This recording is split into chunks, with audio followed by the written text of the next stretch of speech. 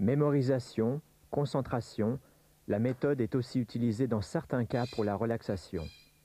Dans le suivi de la grossesse à l'hôpital Foch de Suresnes, la méthode phonique permet aux femmes enceintes de surmonter les angoisses liées à l'état de grossesse. Premier objectif, préparer la future maman. Est-ce que la mère transmet des choses de sa vie, de ce qu'elle vit elle?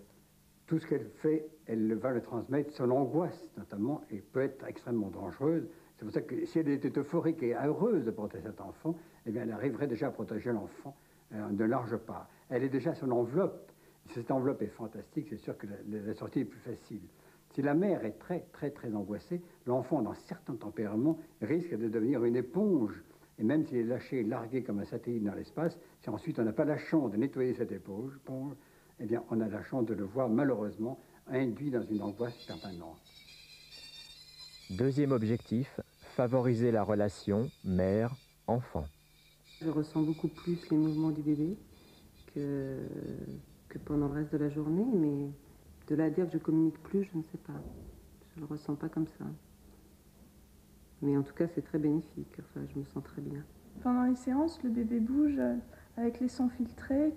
Du moins le mien, pendant les sons filtrés, bouge beaucoup, quoi, pas assez. Ce qui compte beaucoup avec la méthode phonique, c'est la communication. Ça veut dire que ces femmes vont avoir déjà dès la grossesse une communication avec leur enfant. Donc je pense que la relation mère-enfant va être de meilleure qualité. Il est important que cette relation commence pendant la grossesse, qu'elle continue pendant le travail, pendant l'accouchement et même au-delà. Des femmes qui communiquent déjà avec leur enfant, qui se demandent si l'enfant écoute, entend, s'il bouge, elles ont déjà un lien avec cet enfant, elles se sentent proches de lui. On est toujours proche d'un enfant, c'est sûr, mais elles sont particulièrement proches parce qu'elles sont à l'écoute elles-mêmes de cet enfant. Je crois que c'est le développement de la communication, du fait de parler avec l'autre, d'écouter l'autre. Je crois que ça, c'est très important pour la relation mère-enfant par la suite.